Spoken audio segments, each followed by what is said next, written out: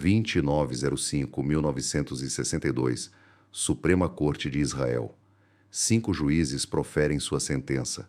Adolf Eichmann, o mentor do Holocausto, assassino de 6 milhões de judeus, o homem que transformou a deportação em uma linha de produção letal.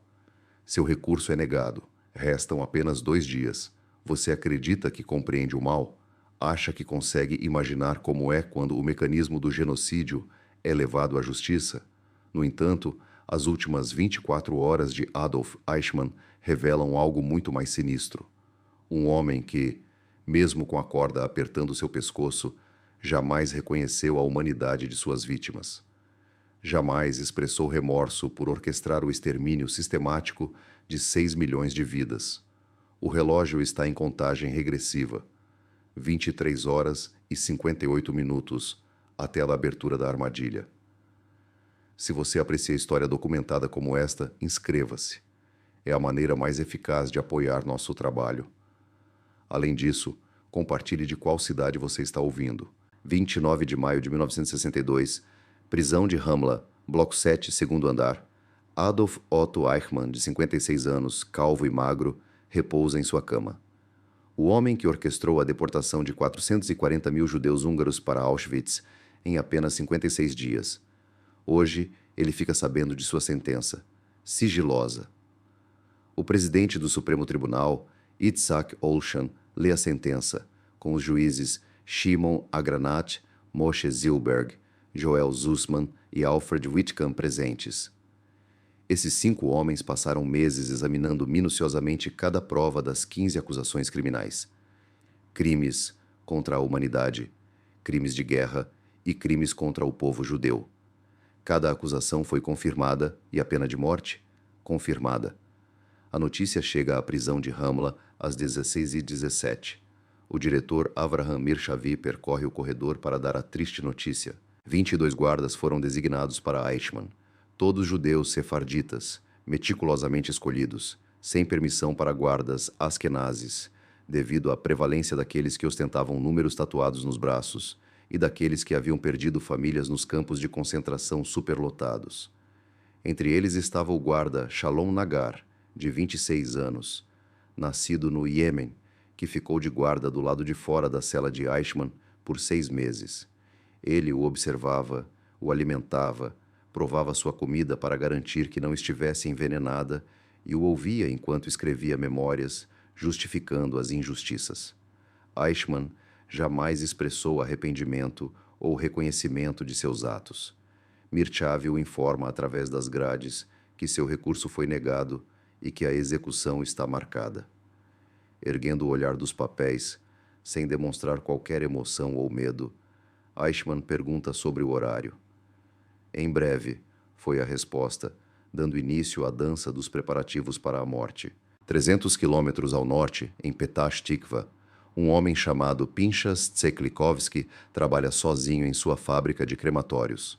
Toda a sua família foi aniquilada pelos nazistas. Agora, ele fabrica o forno que obliterará qualquer vestígio de Adolf Eichmann deste mundo. 1800 graus Celsius, temperatura suficiente para transformar ossos em cinzas, garantindo que nada reste. Tseklikovsky informa a seus funcionários que se trata de um pedido inédito para uma fábrica em Eilat, que lida com espinhas de peixe. Ele chama isso de resíduo industrial. A mentira sai de sua boca sem esforço. Algumas artimanhas são valiosas. Faltando 24 horas para a execução da sentença, a máquina da justiça opera com a mesma meticulosidade que Eichmann outrora empregava para orquestrar assassinatos. Cada detalhe é calculado, cada possibilidade considerada. Nada é deixado ao acaso. Na cela 7, Eichmann persiste em escrever suas memórias, suas desculpas, incontáveis páginas de invenções convenientes sobre obedecer ordens, sobre ser uma peça insignificante em um mecanismo colossal. As mesmas mentiras que ele teceu durante as 275 horas de interrogatório com o capitão de polícia Avner Less. 3.564 páginas de transcrição, 9 meses de interrogatório. E ainda assim, Eichmann persistia em afirmar que era apenas um organizador de transportes, um especialista em logística, um funcionário público cumprindo suas funções. Avner Less, o refugiado judeu que fugiu de Berlim em 1933, tinha uma visão diferente. Documento após documento demonstrava o papel crucial de Eichmann, o protocolo Bonsey, de 20 de janeiro de 1942, no qual Eichmann planejou a solução final, ordens de deportação com sua assinatura, cronogramas de transporte que ele autorizou pessoalmente, depoimentos de sobreviventes detalhando sua seleção de vítimas para execução imediata. Eu nunca matei ninguém, declarou Eichmann a Less durante o interrogatório. Eu nunca machuquei um judeu pessoalmente. Less apresentaria mais documentos, mais assinaturas, mais mentiras desmascaradas. Você organizou a deportação deles para Auschwitz, retrucou Less. Você sabia o que Auschwitz representava. Eu estava apenas cumprindo ordens, respondeu Eichmann, sempre defendendo o argumento do burocrata. Mesmo com a morte iminente a apenas 24 horas de distância, Eichmann persistiu em sua narrativa inventada. Em sua cela, ele escreve sobre dever, lealdade e servir a nação, mas jamais menciona as crianças arrancadas dos braços de suas mães, nem os vagões de gado lotados de seres humanos, nem as câmaras de gás que ele ajudou a encher. Shalom, o guarda Nagar, mantém vigília através das grades. Este homem que orquestrou o assassinato de milhões parece tão comum, tão insignificante. Como o mal pode assumir uma face tão banal? Em 19 horas, o forno chega à prisão de Ramla sob forte esquema de segurança, caminhão do exército, escolta militar. Ruas são isoladas por vários quarteirões em preparativos secretos. Simpatizantes neonazistas do mundo todo emitiram ameaças. Ameaças de morte chegam diariamente. O governo israelense não corre riscos. Dentro da prisão, a forca é construída, feita sob medida, com medidas meticulosas. A corda é testada repetidamente e o mecanismo da alçapão é verificado inúmeras vezes. Mesmo na morte, Eichmann será tratado com precisão burocrática, a mesma frieza e eficiência que outrora aplicou ao genocídio. 18 horas antes da execução, Eichmann pede para se encontrar com um padre, não por culpa ou remorso, mas por hábito. A estrutura dos ritos finais agrada ao seu senso de ordem. Tudo em seu devido lugar, cada protocolo rigorosamente seguido.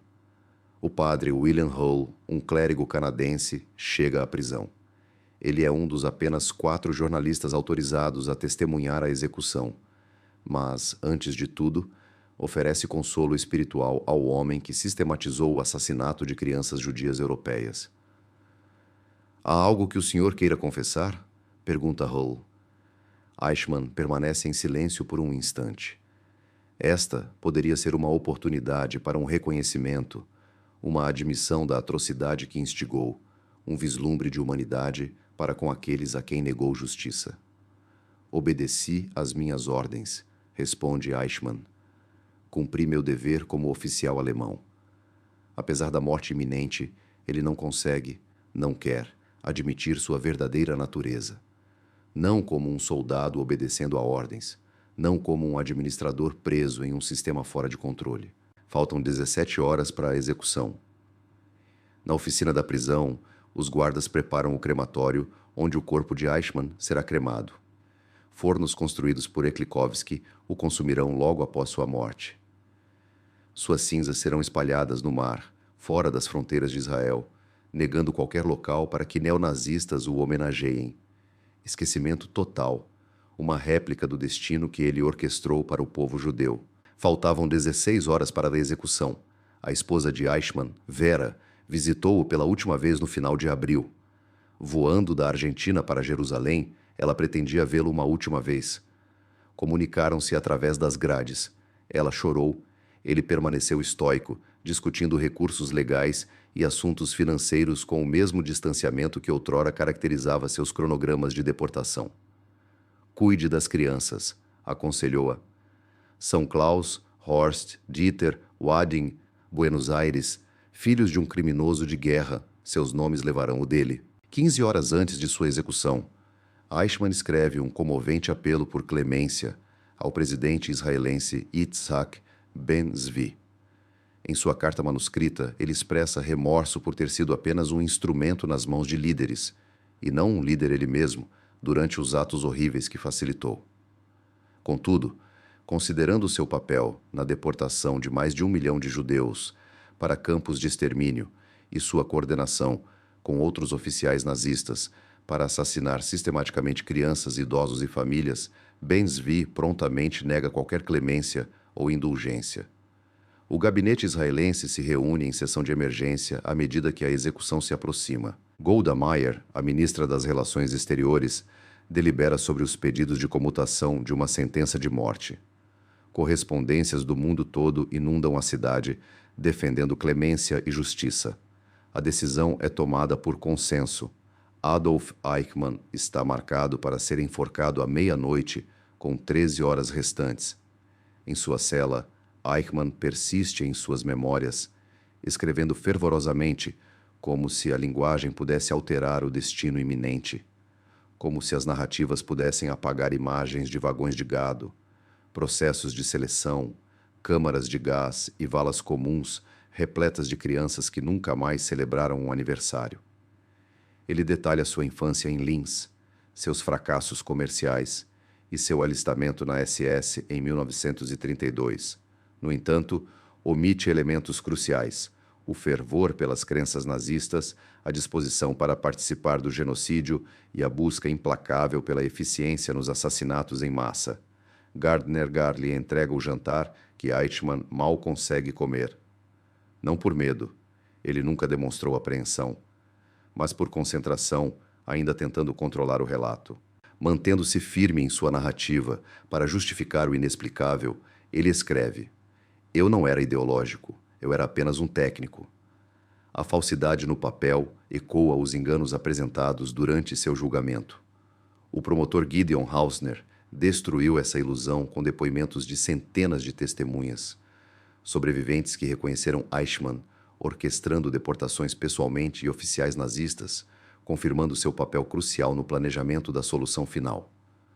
Documentos com sua assinatura autenticaram sua participação direta em cada etapa do processo de extermínio. Mesmo assim, Eichmann se apega à sua ilusão, até mesmo faltando 12 horas para sua execução. O forno especial atinge sua temperatura ideal, 1800 graus, suficiente para transformar ossos humanos em pó. A mesma temperatura usada nos crematórios de Auschwitz, Treblinka e Sobibor, os campos onde Eichmann planejava deportações com eficiência. A simetria é meticulosa. O arquiteto do massacre industrial será incinerado por fogo industrial. Faltam 11 horas para a execução. Os guardas da prisão trocam de turno, preparando-se para a última rodada. Os homens que guardaram Adolf Eichmann por 6 meses, garantindo sua sobrevivência para enfrentar a justiça, incluem Shalom Nagar, o relutante executor. Sem que ele saiba, está programado para acionar o alçapão, pondo fim a uma vida considerada uma das mais perversas da história. Ele acredita que terá o dia seguinte de folga, planejando passá-lo com sua esposa Aura e seu filho recém-nascido na Holanda. No entanto, em 10 horas, Eichmann pede material para escrever, alheio ao fato de que seu nome será para sempre associado aos últimos momentos do mentor do Holocausto. Ele está escrevendo cartas para seus familiares, principalmente mensagens finais para seus filhos e instruções para sua esposa, enquanto organiza seus últimos documentos. Escreve uma carta para Klaus, seu filho mais velho, que testemunhou os agentes do Mossad, levando seu pai de sua casa na rua Garibaldi, em Buenos Aires, quando tinha 19 anos. Em suas cartas, Eichmann aconselha Klaus a ser forte e cumprir seu dever para com a família e o país. No entanto, ele não consegue admitir o que realmente representava: alguém envolvido no massacre organizado de crianças da mesma idade que Klaus. Ele não consegue confessar que servir à pátria significava transformar um continente inteiro em um campo de batalha. Faltando apenas 9 horas para a execução, o cadafalso está preparado. Um andaime construído sob medida foi montado no pátio da prisão, com 13 degraus que levam à plataforma e uma corda testada para suportar exatamente 77 quilos, o peso atual de Eichmann. O mecanismo da alçapão foi lubrificado e testado. Tudo meticulosamente planejado, cada detalhe funcional e eficiente.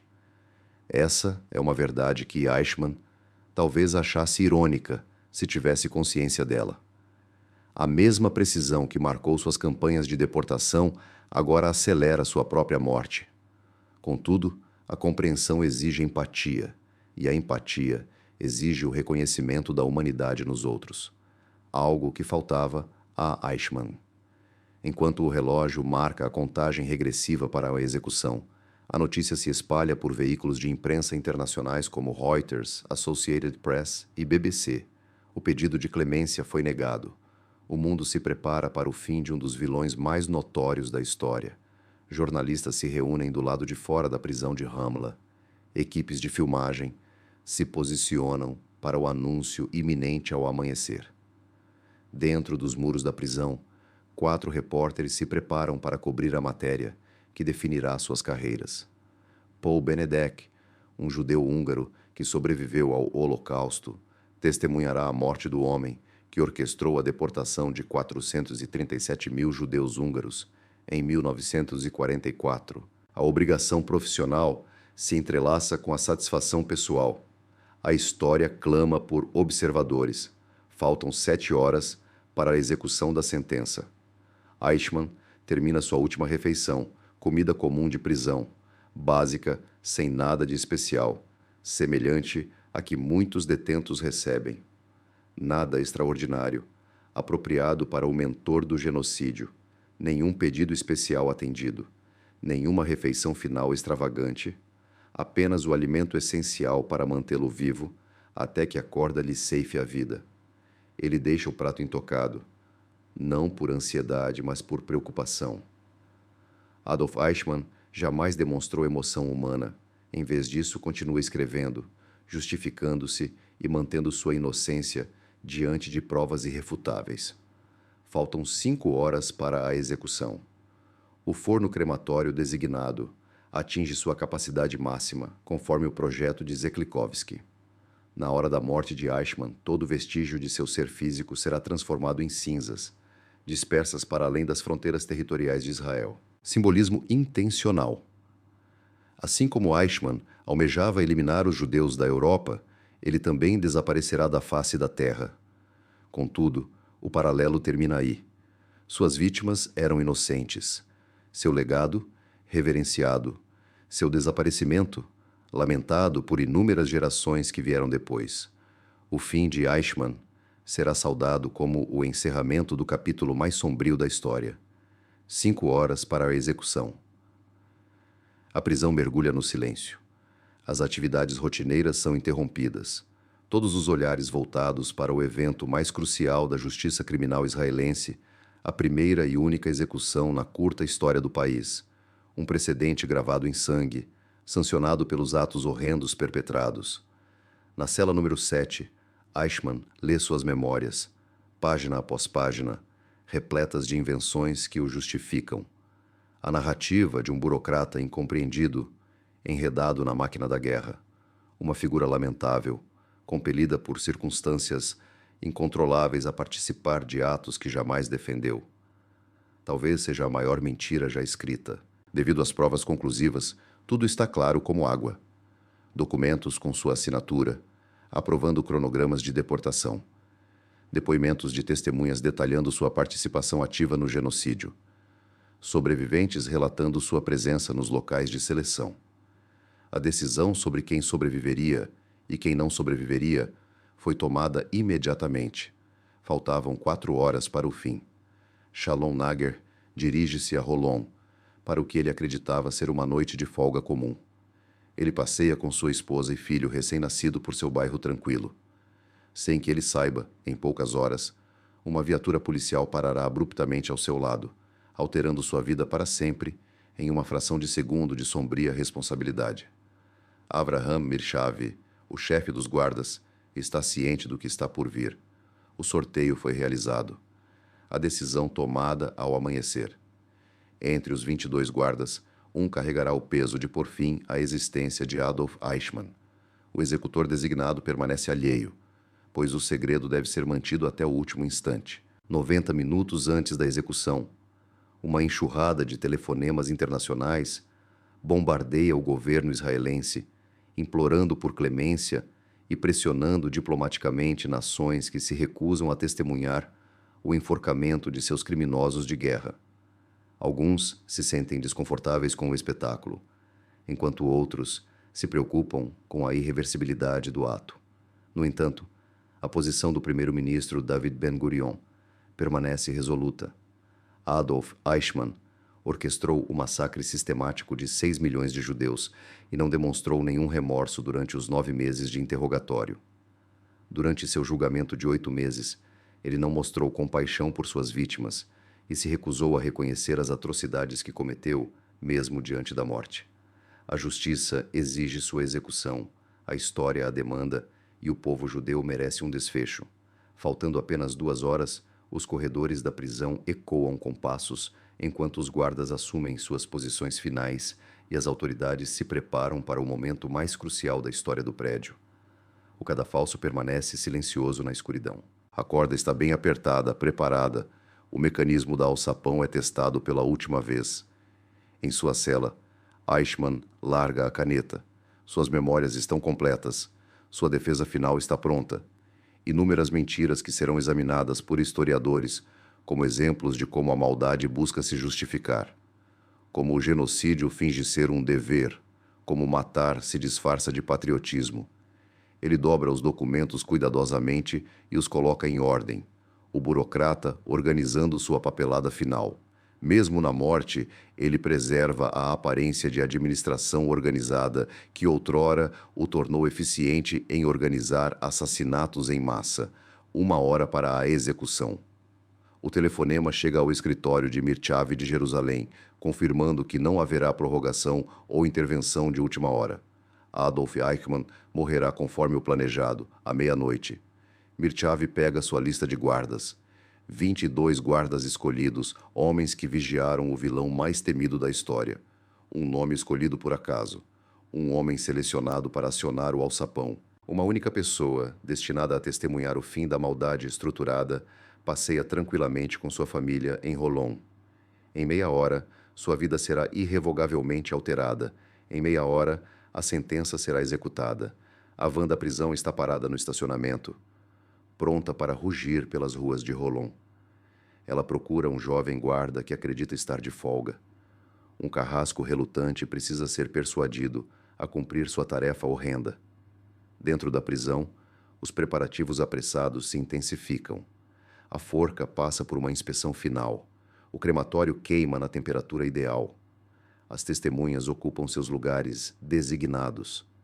Há 4 jornalistas e alguns funcionários presentes, o mínimo necessário para o cumprimento da lei e a documentação histórica. 10 minutos para a execução. Eichmann ouve a atividade amplificada do lado de fora de sua cela.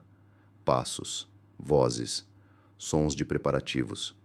Mesmo assim, ele não demonstra medo, nenhuma emoção. Apenas a mesma expressão estoica que manteve durante todo o julgamento. A descrição de Hannah Arendt sobre o mal banal, a fachada comum usada por vilões extraordinários. Ele faz os últimos ajustes nos documentos, destinados a permanecerem em reclusão nos arquivos israelenses por 5 anos, proibidos de serem examinados publicamente por decreto do primeiro-ministro Ben-Gurion, mesmo após a morte. Eichmann não terá permissão para disseminar seu veneno, racionalizar suas atrocidades ou enganar as futuras gerações com suas mentiras. Enquanto o relógio marca a contagem regressiva para a execução, a viatura policial para em Holon. Marchav sai, observando as ruas em busca de seu executor designado. O tempo é escasso. A execução deve seguir o cronograma. Justiça tardia não é justiça. E Adolf Eichmann já se esquivou da justiça por tempo demais, ali passeando com sua esposa e filho. Shalom Nagar, um imigrante iemenita de 26 anos, soldado relutante no exército da justiça. O homem cujo nome o ligará indelevelmente ao último ato do mentor do Holocausto. Faltam 4 minutos para a execução. Ao avistar a van, Nagar reconhece a triste verdade. A loteria o escolheu para pôr fim à existência de Adolf Eichmann. Ele olha para sua esposa e seu bebê recém-nascido, a tranquilidade da noite abruptamente interrompida pelas exigências implacáveis da história. Com ironia sarcástica, ele conta a Marchavi que ganhou na loteria. Contudo, o dever o chama, a justiça clama e a história insiste. Ele se despede da esposa, sem saber que seus gritos de angústia o atormentarão em seus pesadelos pelos anos seguintes. Despreparado para as consequências, ele não perceberá que suas mãos tremerão após o ato, nem preverá o trauma que o aguarda pelo resto da vida. Faltando apenas 2 minutos, a van retorna rapidamente à prisão de Ramla. Nagar permanece sentado em silêncio, contemplando suas ações iminentes. Um alçapão oculto e uma alavanca letal para acabar com uma vida. Pode parecer simples, frio ou burocrático, mas Nagar sabe a verdade. Ele está prestes a confrontar a face do mal, a testemunhar os últimos suspiros do genocídio. Num pátio da prisão, Nagar sai enquanto a forca se aproxima. 1 minuto antes da execução de Adolf Eichmann, o homem que industrializou o assassinato garantiu que os trens da morte circulassem pontualmente e aplicou a precisão alemã ao antigo crime de ódio. A máquina da justiça se prepara com meticuloso cuidado, ecoando a própria atenção aos detalhes de Eichmann ao orquestrar a morte, enquanto a meia-noite se aproxima e seus últimos segundos passam. Na cela 7, ele ouve passos se aproximando, sabendo da iminente caminhada até a forca, das últimas palavras, do laço apertando seu pescoço e da abertura do alçapão sob ele, marcando o fim de uma existência de 56 anos que testemunhou o extermínio sistemático de judeus que nada fizeram além de nascer. Com apenas 30 segundos restantes, a porta da cela se abre. Os guardas entram, sinalizando a caminhada final. Nenhum arrependimento tardio, nenhuma admissão de culpa, nenhuma preocupação com as vítimas. Adolf Eichmann encontrará seu fim como viveu, acreditando firmemente em sua retidão e dever, inabalável quanto à sua eficiência e serviço ao genocídio. Ele se levanta, ajeita a camisa, preparando-se para encarar a morte com a mesma calma administrativa que outrora aplicava ao planejar assassinatos. O mentor do Holocausto se aproxima de seu último encontro com a justiça. À meia-noite de 31 de maio de 1962, na câmara de execução da prisão de Ramla. Eichmann caminha pelo corredor final, com 13 degraus o separando da forca. Uma lembrança cruel do mesmo número de degraus que inúmeras vítimas deram para entrar nos vagões de gado rumo a Auschwitz. A simetria sinistra da justiça. De ambos os lados, guardas o acompanham, sem cerimônia ou drama. Apenas a procissão sem cerimônia de uma execução legal, a máquina da morte ecoando o homem obcecado por burocracia que tornou o assassinato em massa rotina. Eichmann não demonstra medo, arrependimento ou reconhecimento de seus enormes erros. Apesar da execução iminente, ele continua a afirmar que estava apenas cumprindo ordens. Ele se apresenta como um funcionário público envolvido em circunstâncias incontroláveis. Suas ações, no entanto, o revelam como o mentor do genocídio.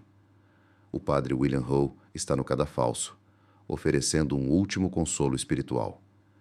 Mas o consolo exige arrependimento, e o arrependimento exige o reconhecimento da culpa. Adolf Eichmann não confessa nada além de seu serviço ao Reich. Hull pergunta: tem alguma última palavra? Eichmann se endireita. Ele profere sua declaração burocrática final. Sua voz é desprovida de emoção, medo ou remorso. Apenas o tom monótono do dever administrativo ressoa. Continuo vivendo na Alemanha, Argentina e Áustria. Esses são os países com os quais tenho maior ligação e jamais os esquecerei. Fui obrigado a cumprir as leis da guerra sob minha bandeira. Estou preparado. Na morte, lealdade a uma nação, não à humanidade. Nunca às 6 milhões de almas que ele assassinou sistematicamente. Diante do mecanismo de execução está Shalom Nagar, um imigrante iemenita de 26 anos, escolhido contra a sua vontade para essa tarefa. A alavanca em sua mão abrirá a alçapão, pondo fim à vida de uma das figuras mais infames da história. A corda é colocada no pescoço de Eichmann, uma corda de cânhamo, precisamente medida e testada para pesos específicos. Tecnologia alemã, usada na busca da justiça alemã. A ironia teria sido amarga se as circunstâncias não fossem tão graves. Um capuz é oferecido, mas recusado por Eichmann, que escolheu encarar a morte com o mesmo olhar frio que exibiu em vida. Nenhuma venda oculta sua visão final, nenhuma misericórdia para o homem que não mostrou misericórdia a milhões. Nagar encontra os olhos de Eichmann, castanhos e comuns, os mesmos olhos que outrora observaram enquanto vagões de gado enchiam com carga humana.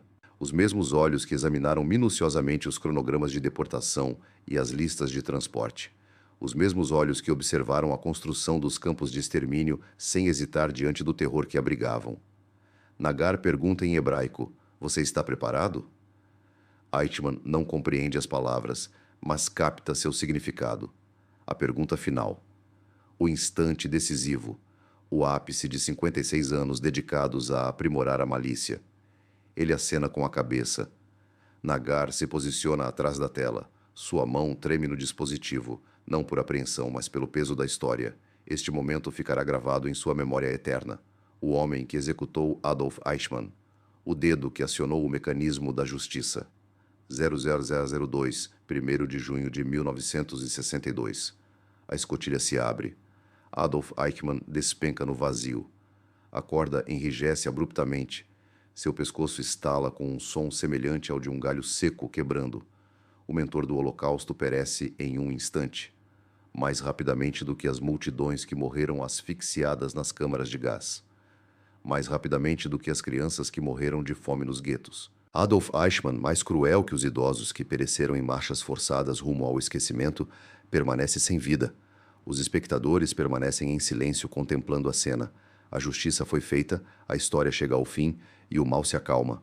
Uma hora se passa exigindo certeza. A ausência de vida é inequívoca. O médico da prisão verifica a ausência de pulso, batimentos cardíacos e atividade cerebral. Adolf Eichmann está agora morto.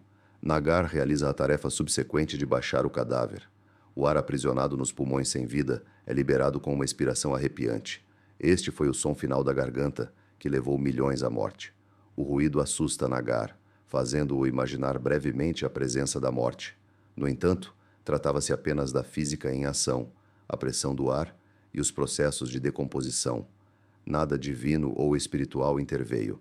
Simplesmente, o último suspiro expelido por um homem que passou a vida roubando a vida dos outros. A cremação ocorre imediatamente, com o forno de Zeklikovsky reduzindo o corpo a cinzas a 1800 graus Celsius. Adolf Eichmann se transforma em cinzas e permanece na memória. Amanhã ilumina a prisão de Ramla. A Rádio Kol Israel transmite. A sentença de morte de Adolf Eichmann foi executada. Sem maiores explicações, sem floreios, apenas um anúncio sucinto de justiça feita. As cinzas são cuidadosamente recolhidas em uma urna para garantir que nenhum vestígio seja deixado para trás. Nada é poupado. Não haverá relíquias para a adoração neonazista, nem santuários para alimentar futuras animosidades. Erradicação total. O mesmo destino que Eichmann desejava para o povo judeu. Antes do amanhecer, uma lancha da polícia parte do porto de Jaffa, rumo a águas internacionais além da jurisdição de Israel. As cinzas de Adolf Eichmann estão destinadas a uma área onde nenhuma nação pode reivindicá-las e nenhum memorial pode ser construído. Nenhum local de peregrinação honrará sua memória ali. A lancha chega às coordenadas designadas, 12 milhas náuticas da costa, e a urna é aberta, revelando um punhado de pó cinza. Apenas Adolf Eichmann, o mentor do pior genocídio da história, permanece.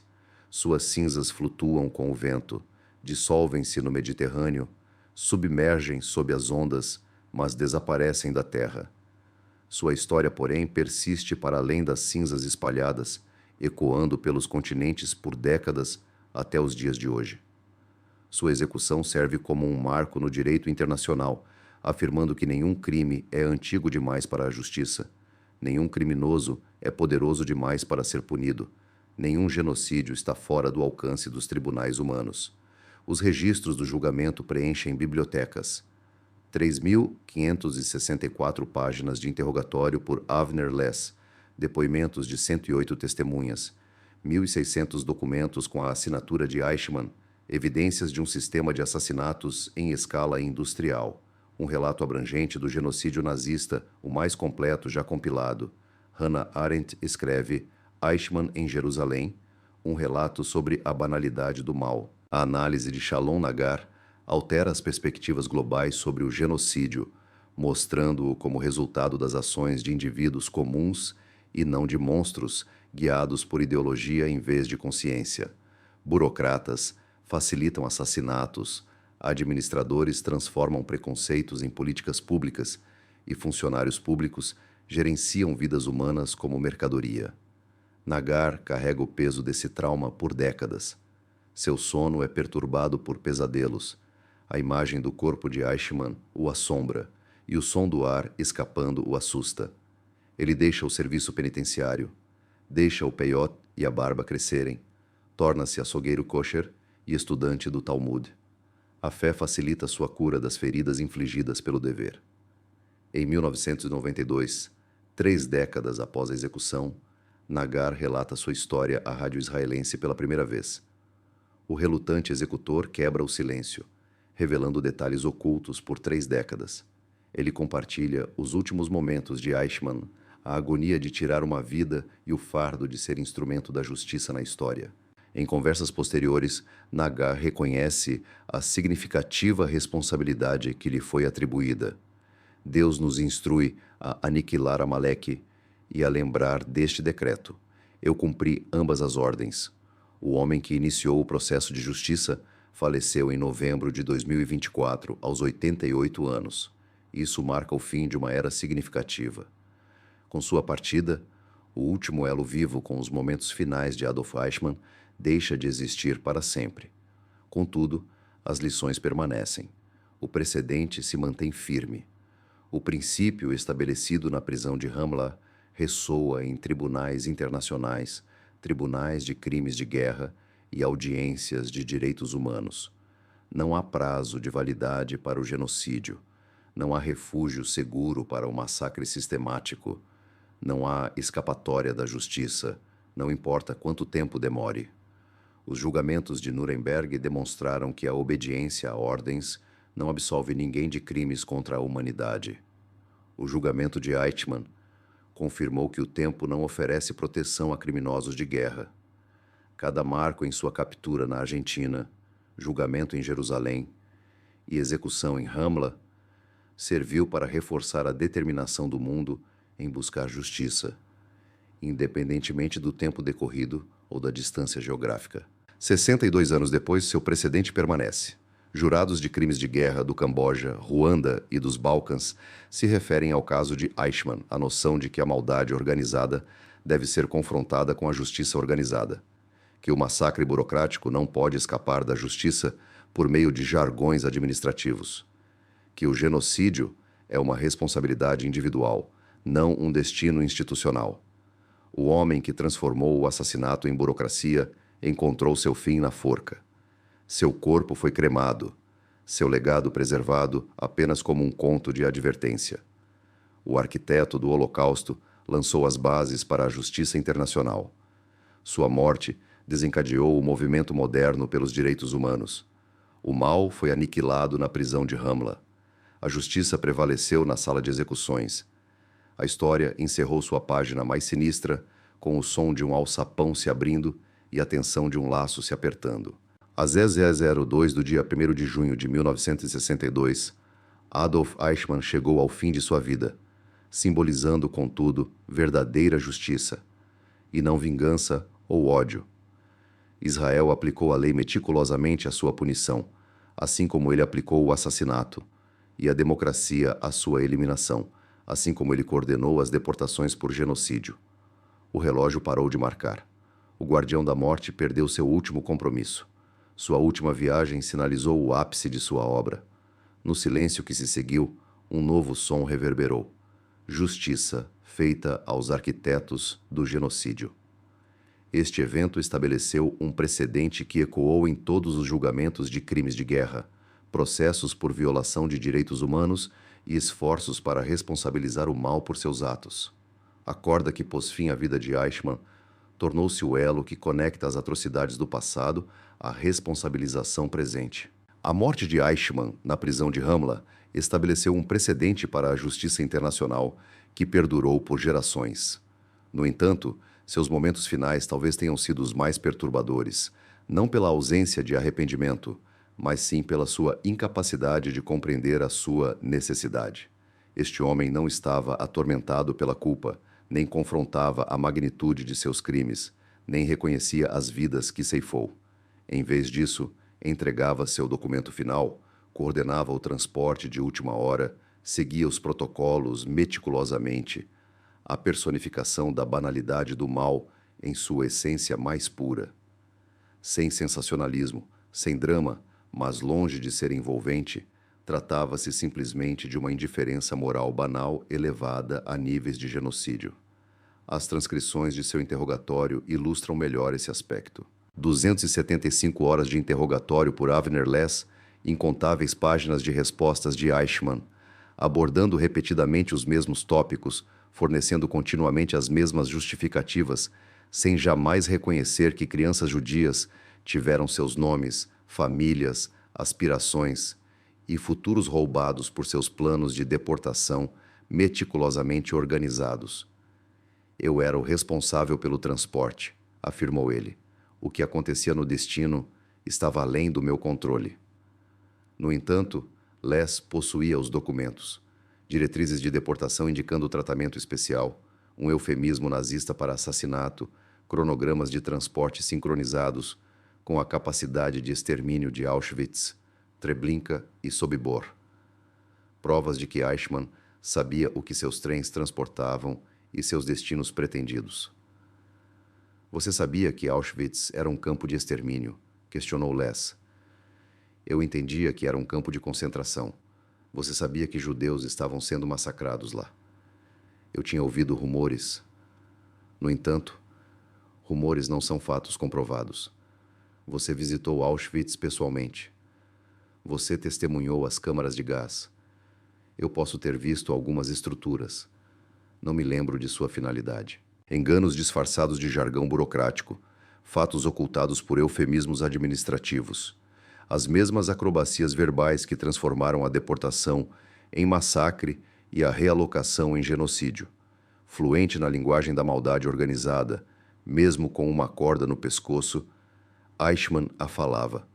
Suas últimas cartas aos familiares exibiam uma idêntica ausência de fibra moral, nenhuma desculpa, nenhum remorso expresso, nenhuma admissão de que o serviço de seu país havia devastado milhões de famílias como a sua. Em vez disso, assuntos patrimoniais e conselhos financeiros, tratados como de costume com precisão burocrática. Para Klaus, seu filho, administre os assuntos financeiros com cautela. Mantenha contato com nossos amigos argentinos. Lembre-se de suas obrigações familiares e nacionais. Nem mesmo a morte conseguiu romper a muralha de justificativas interesseiras que protegia Eichmann do reconhecimento de suas atrocidades. O indivíduo responsável por orquestrar a morte de mais de 1 milhão de pessoas manteve sua crença de ser vítima das circunstâncias até o último suspiro.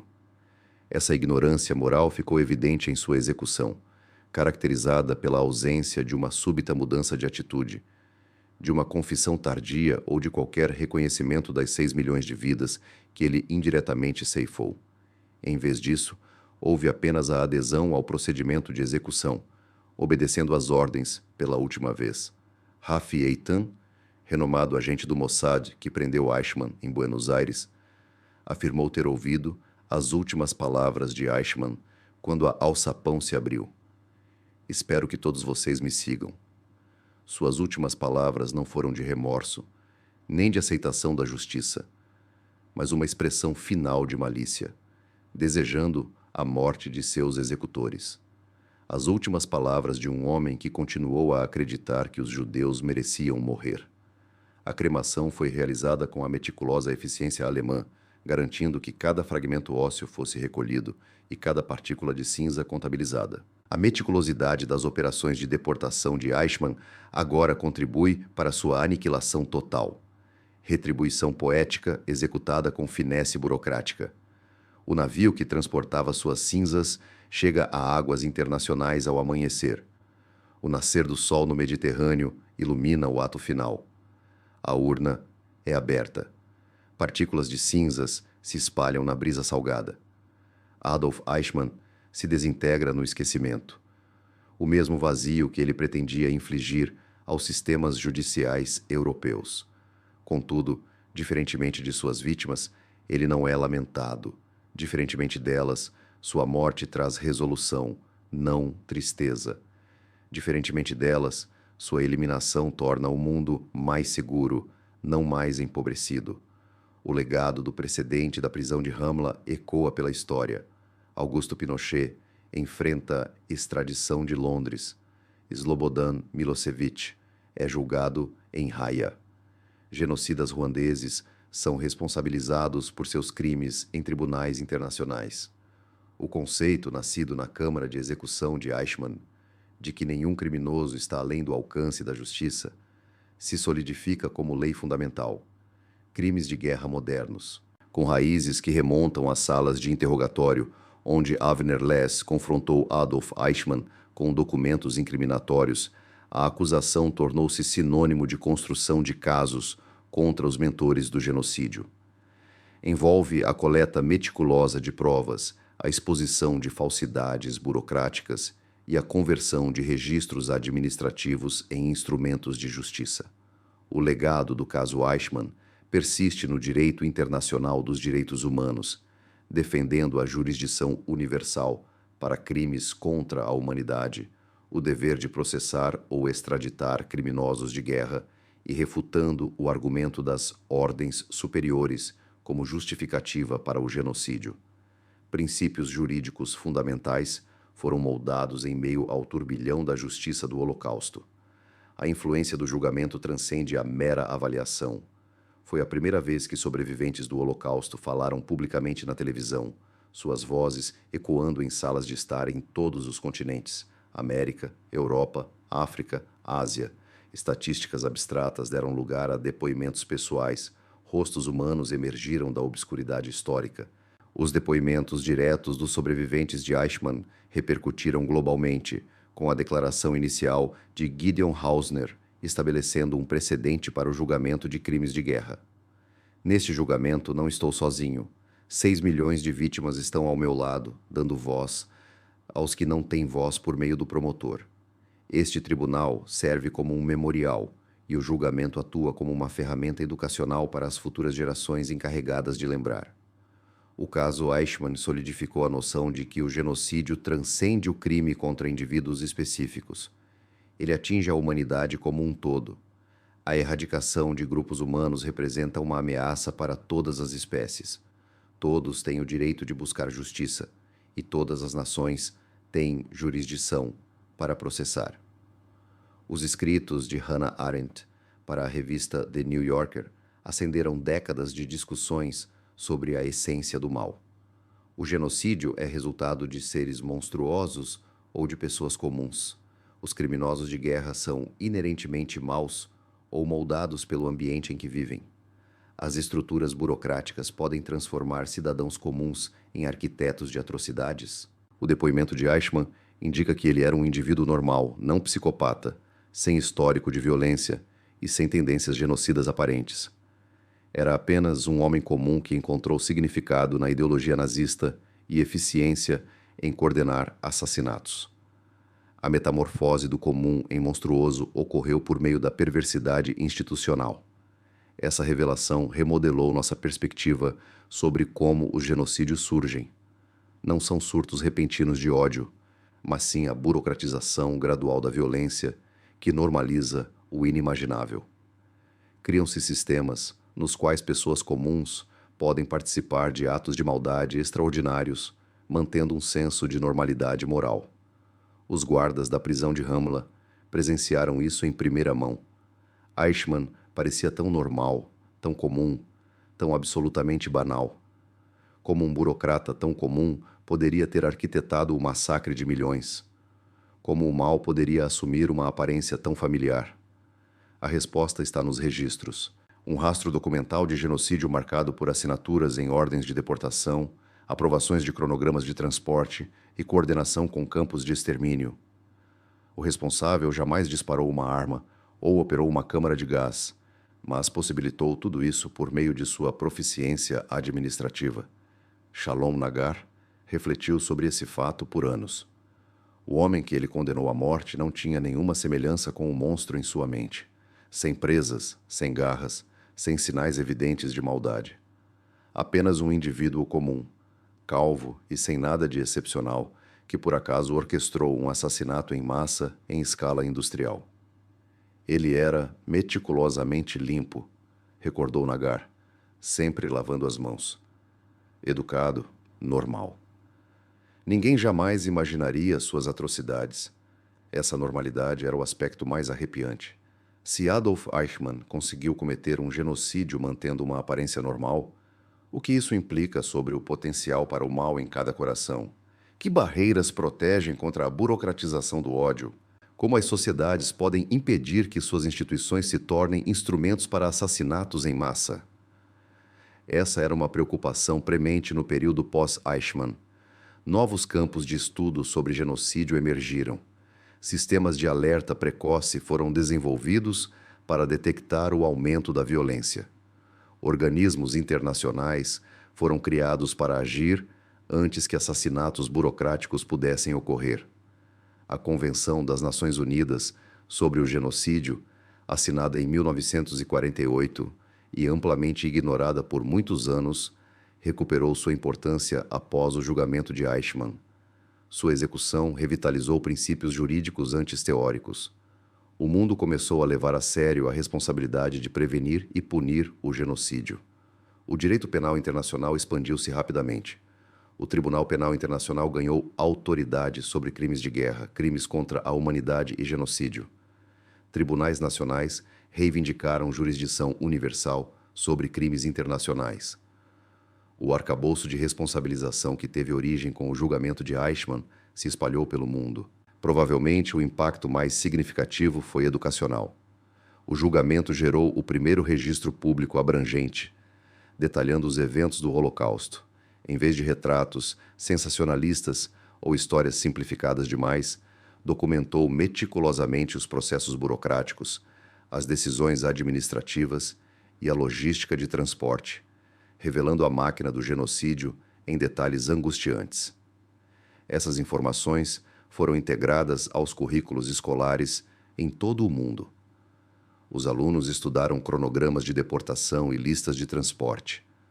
Compreenderam como a burocracia rotineira podia ser uma ferramenta letal. Entenderam como a eficiência administrativa podia servir a objetivos genocidas. A mensagem era clara. O mal não exige monstros. Basta que indivíduos comuns estejam dispostos a renunciar ao seu julgamento moral em prol do poder institucional.